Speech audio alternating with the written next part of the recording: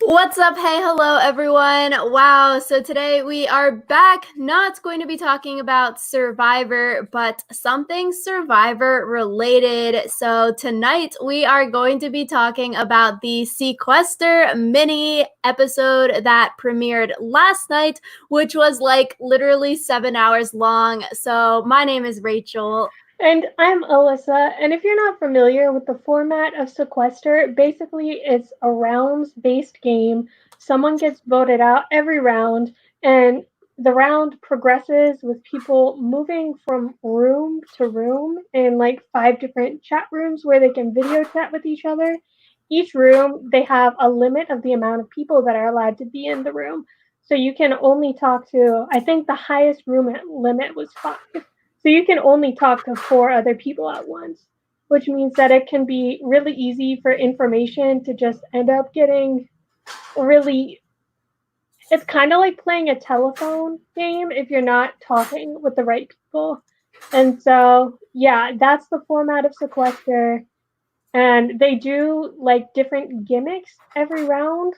Well, some rounds have gimmicks. So it's like sometimes it might be like you can only vote for certain players, or like certain players are safe because they did one thing versus another thing.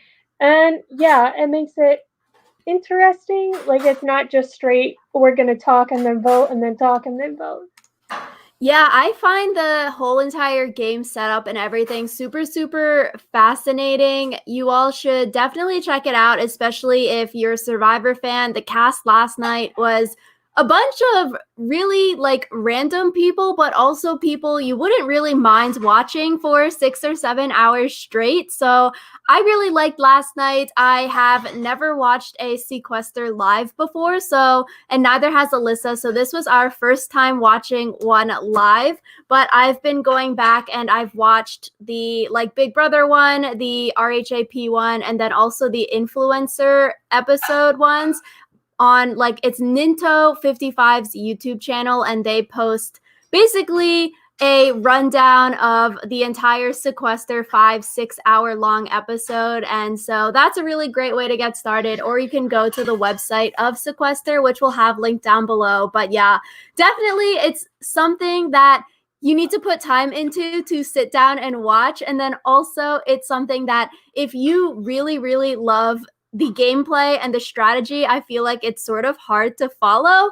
And so if you care about it too much, then you're just going to get seriously pissed off with the show, because a lot of times it seems like a random person will go home just because of like the twist that happened that round, or like safety was played. So if you really care about, okay, this is the strategy, it has to go like this, and like random people can't go home out of left field, I feel like you might have an issue with this, because it can be very frustrating when just like someone random sort of goes home because of a twist.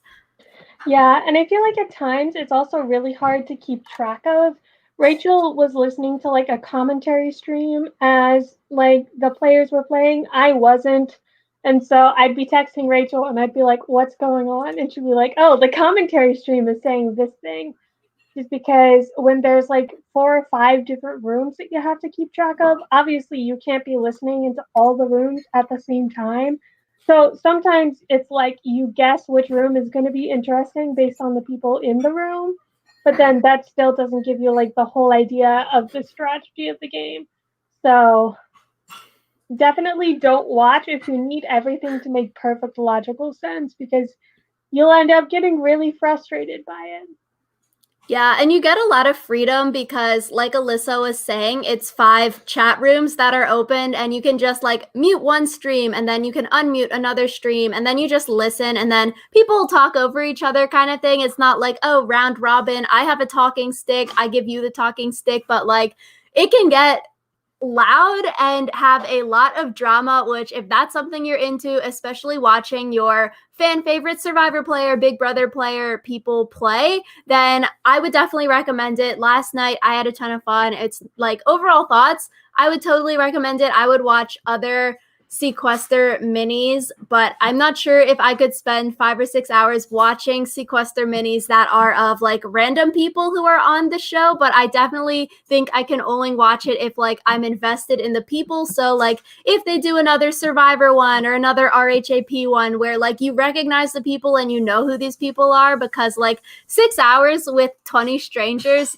I don't think I can get invested into to sit and watch. Yeah, I feel like for me, it was kind of the same thing where there were times where I just muted every stream because I didn't understand what was going on, and I'd go and like do something else and then come back to Sequester Mini. So I feel like it's one of those things where it would be hard because I really cared about this one because I really liked most of the players. And so it would be hard to watch randos do it, I think. So your overall review, yay, nay? I would say yay, but watch it on like 2 times speed or something. Like if Yeah. you're going to be watching it in the future. If you're watching it live, like have something else that you can do in the background that's like low mental effort. Because that way I feel like you won't get too caught up overthinking the game and you'll be able to get something else done rather than just sitting in front of a computer staring at a screen for like 6 hours. Because this Sequester Mini, it started around 8 p.m. EST and it finished around 2 a.m. EST. So it was a long haul. Yeah, so we're going to talk about some of the things that we liked and disliked with this Sequester Mini just for shiz and giggles. So the first thing, we thought that was interesting how the people who were put up for elimination, they did not get a vote. So in like the first few rounds, it could be upwards of like 8 to 11 people who weren't even voting in the rounds. And in the other Sequester Minis that I watched, I don't think I remembered it was like framed like that. It seemed like everyone had a vote every single time. So I thought that was interesting, and it sort of slowed the game down, I feel like, because it felt like a lot of the people who didn't have a vote just sort of laid back, sat out of the round, and they were like, oh yeah, I don't have a vote, so like I can't sway anything. What do you all think? Kind of thing. But they weren't actually trying to push an agenda or push a name. So I don't know. I feel like I prefer that even if the like 5 to 7 people on the chopping block still had a vote. Yeah, just because there was one round where I think there were literally more people who were on the chopping block than people voting. And so it was just one of those things where it really slowed down the game. And then also, if your alliance all happened to be on the chopping block for some reason, it basically just screwed you over because your whole alliance was powerless. And so basically for an entire vote, your alliance couldn't do anything. And I think it's one of the things I like the most about Survivor is that everyone still has a vote, basically no matter what. And so even the like random players can affect the game. And people can be voted out with like only one vote to their name. Like Kelly Wentworth was one of the players who was playing on Sequester Mini last night, and it's like she voted Savage out with like what, 2 votes? So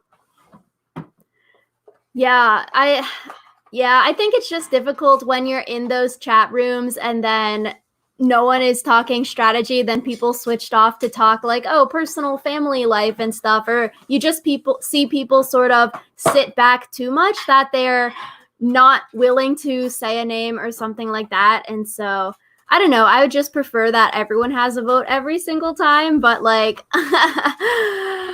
it is what it is. So yeah. yeah, I was gonna say I do like that they limit who can be voted out every round though, because like on Survivor there's immunity idols, so like one person is safe.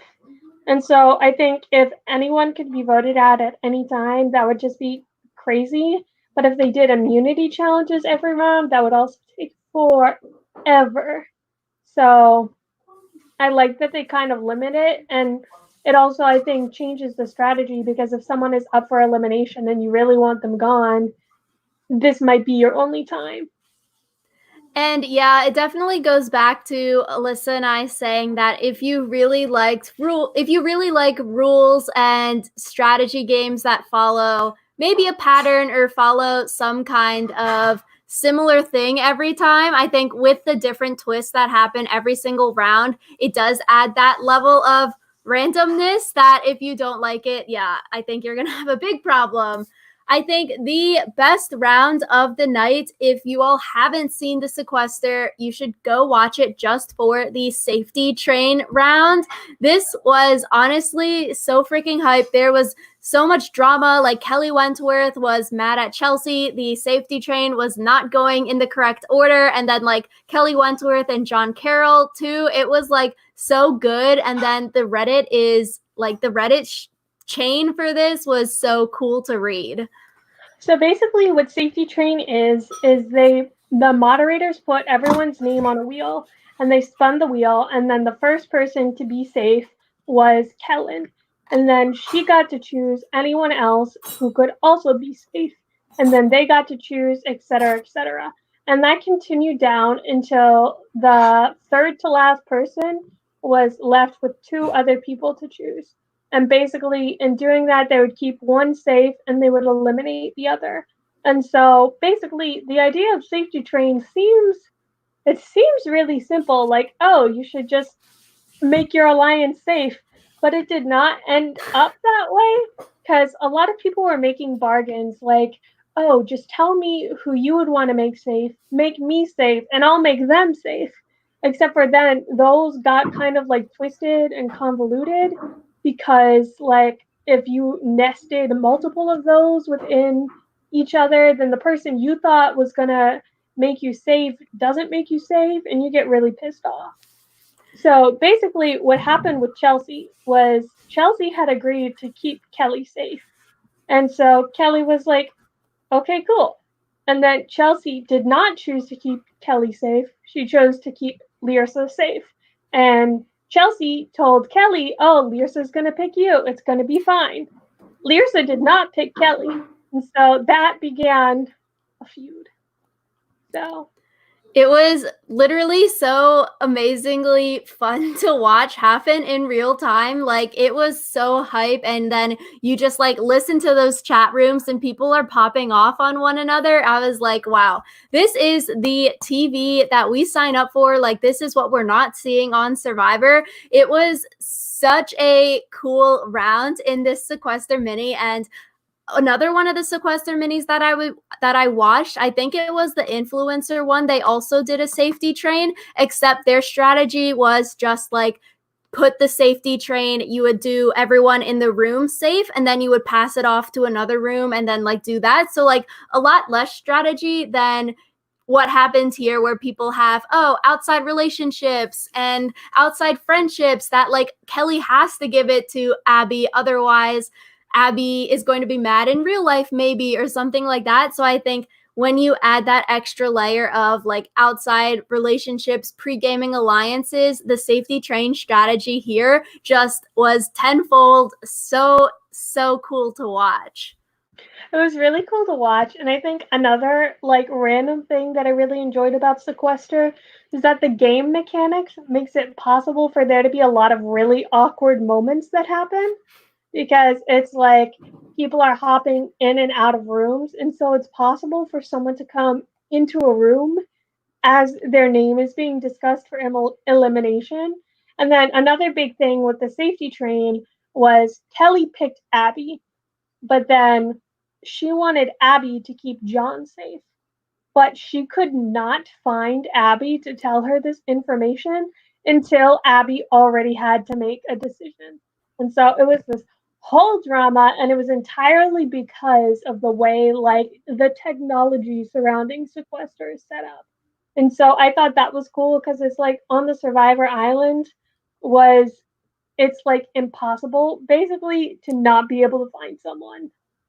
So It's really hit or miss. Do you go to the correct room that the person is in, or like they just kept missing each other, which I think in the era of wow, online schooling and everything is doing like being done over Zoom and the internet, Sequester is just super interesting in that way, how it was like created before this time, but now we can't have these interactions. So like it's a really, really interesting gameplay.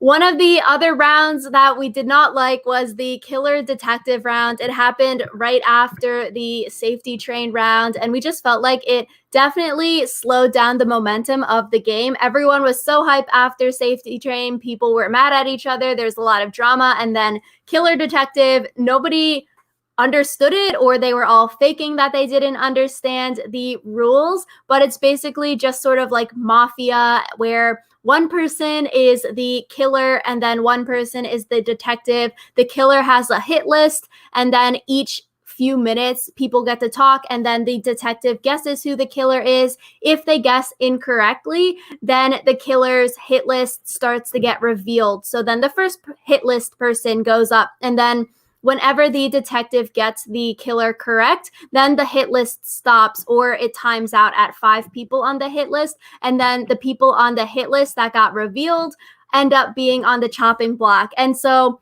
that like was just a mouthful for me to say. Imagine then you're in the game and then like they're all so confused about what the heck is happening. And it seemed like nobody really understood it. Alyssa and I were texting during this, and like, I don't know, we just sort of felt that there really wasn't an incentive for the detective to figure out who the killer was, because say your name comes up on the hit list, then obviously you want to guess incorrectly. So then 5 names are up there, and then there's a lesser chance for you to go home. Or maybe the only reason you guess correctly is that your number one target is somehow the first person on the hit list, and then you have the incentive to guess correctly. But it really makes no difference if the killer is revealed at 3 people on the hit list or 5 people on the hit list, because like, I don't know. Okay, and I thought of a really easy way to make this like make sense. And the easiest way to give the detective the incentive to figure out who the killer is say that they get put up for elimination if they don't guess who it is. And then if they guess who the killer is correctly, the killer gets put up for elimination. And that way there's kind of like double the stakes, because like you don't want to get put up for elimination. And maybe they could even make it like if the detective is on the hit list and then they guess the killer correctly, the detective gets taken off the hit list or something. Because it's like we said, there's no real incentive for the detective to find the killer. And then there's also nothing that the rest of the players can do. Like I think this was a round with 12 people. There was a significant number of people in this round. And I think like when only 2 of the players are actively doing anything, that's bad, because then the rest of the players are kind of just there. This round took forever because people were so confused. But it was like this round ended up taking like 20-25 minutes, and it was kind of stupid because it ended up being basically like a regular vote, except for there was all this convoluted stuff before it. Yeah, and like honestly, we're probably preaching to the choir, and I heard that they're not going to be doing this round ever again, so there's that. So we didn't like the killer detective round. Apparently a lot of people didn't like it, so like it's not going to happen again, which is cool because of all the things we just said. And like it really just slowed down the momentum of the game. And then I don't know, nothing really came to fruition with the whole safety train debacle. We never really saw John and Kelly have any go at it or be mad at one another. We never really saw Kelly and Chelsea be mad or go at one another, because then John and Chelsea were both out shortly after. And so like I just wanted to see them all fight. Like I wanted to see that drama. It was an interruption of momentum, because it's like there was nothing Kelly could do to throw Chelsea under the bus. There was nothing that like John could do to throw Kelly under the bus. And then John dragged Chelsea out of the game, so Kelly didn't even have anything to do with Chelsea leaving the game. It's kind of like, do they still have beef with each other? Is this just a game? Like, what's up? Yeah, so something really, really cool that we liked about this Sequester Mini was the Women's Alliance and the bomb-ass all-female Final Six. And last Thursday, Friday, we filmed our gender bias podcast on this channel talking about Sarah Lacina's comments in the finale. And so just this is such 360 from Survivor. We thought how normally you would never see the female alliance, the women's alliance, make it that far because they would get targeted. And sure, you can say that there was an 11-9 advantage towards the females at the beginning, but like good for them for pre-gaming, good for them for sticking with it. Like having the final six all girls and some really, really good players and like people we haven't seen in a while on Survivor, it was freaking cool. I think it was also really cool this season. It was also more diverse, like racially, and then also I think at least two of the contestants were LGBTQ because we just had like a lot more diversity in this mini sequester than we do in like I would say 95% of the seasons of Survivor. So it was cool to see that like there were not just white people. So Yeah, that was something that Alyssa and I were texting about. Honestly, the Sequester cast of last night could totally be a real cast in real life, give or take maybe a few people, but like it was some seriously good casting. No one really was a total dud, but like these are people, honestly, that maybe for second chances too, they'll be coming back out there. And it was said that a lot of them were trying to use this sequester game as a way to propel themselves into the Survivor fame universe again, so that maybe in a live vote or something that they could be brought back for Survivor and stuff. And I definitely think some of the like front runners of the game definitely showed themselves a lot. I feel like Kellen was really good. Obviously, spoilers, I guess, if you all haven't watched it, but leave now. Well, I guess we already sort of spoiled the whole thing already, but Kellen won the game. So a lot of people on Reddit were praising her and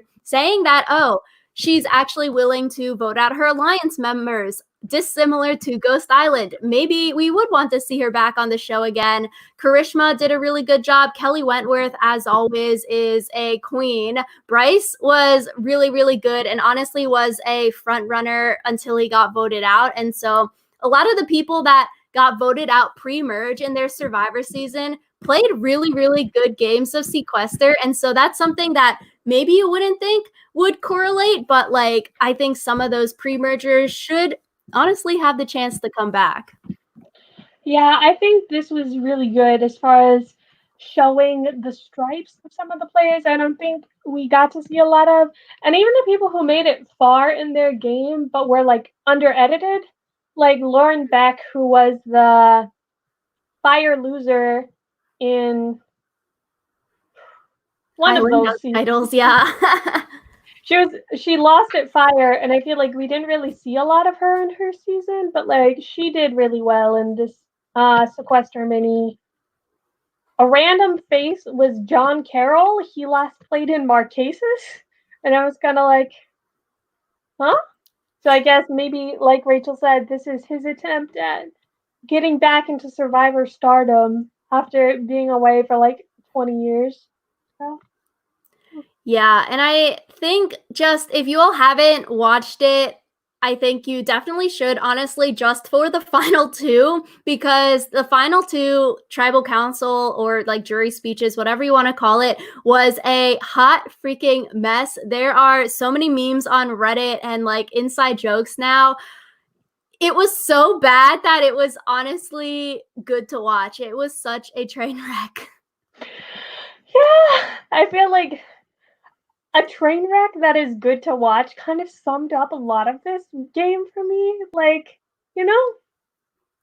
Yeah, I think the final four where like both of the two big players got out because one person got voted out, then the other person got dragged out. Honestly, I was really bummed about because usually people don't drag out the other big player and they'll like respect the game and then they drag out the GOAT or like the other person that isn't going to win. So at least at the final tribal council jury thing, that you have someone worthy of winning. Not to say that like the two people here weren't worthy, but like it was definitely tiered that like the two top players that were going to win were the top two people that got out to make the final two. And so like I don't know, that was such a bummer, but then like it really makes up for it with the final two jury speeches because that was just such a hot mess. It honestly makes up for the fact that the two bigger players went home at final four. I feel like one of those players has a better excuse for being a hot mess than the other one, though, and you know why. But yeah, It's yeah, literally everyone is drinking throughout and like for Kellen, since we already spoiled that person in the end, the other person we haven't spoiled, so you have to watch it for her to be a hot mess. But like it was Spain time for Kellen since she's in Spain, so like the sun was rising, everyone was drinking wine, White Claws, just chugging, and so it's a hot mess Helen on so was many drinking levels. vodka the whole time. So it's like she started at like 2 in the morning and then was up all night until 7 in the morning drinking vodka the whole time. Like, what are you doing? And so, you know, if that sounds appealing to you, watching drunk Survivor players battle it out for just a title and no prize money or anything, but just bragging rights and fake fighting on the internet, it's honestly great to watch. Yeah, yeah. I really like enjoyed the experience of it. I just don't think I would do it again. So, I really hope that like this one had 4,000 people watching it, give or take, throughout pretty much the whole thing until like for us it was like 2 or 3 a.m. when it was finally ending. So I was like, oh my God, I need to go to sleep now. But it had a lot of viewership. So maybe they'll do a Survivor 2.0 one because honestly, I feel like with this cast this time, they will go tell their friends and then we can get a really cool like Survivor 2.0 sequester cast and people like Adam Klein would probably play and like really big gamers. I would definitely love to see do this, especially if like they all come in prepared and like do their homework about what the game is, how to do strategy. I think it would be so fascinating. yeah, I think I saw like on Instagram that Adam was watching this. I think another couple people were like watching it because they knew someone who was playing. So, yeah, I would love to see like a wider variety. Because one thing also about this season of Sequester Mini is that they had 5 people from Island of the Idols. So 25% of the cast was from the same season. So that's just like a random fact. I would love to have something that was a bit more like spread out. Yeah, which honestly, the casting probably similar to Real Survivor.